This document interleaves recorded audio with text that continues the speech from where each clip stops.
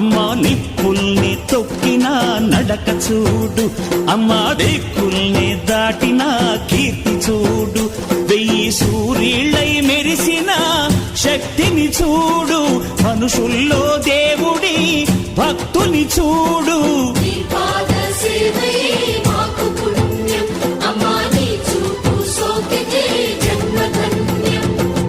అమ్మా భవాని లోకాల నేలే ఓంకార రూపమమ్మా, తల్లిని మహిమల్ని చూపవమ్మా.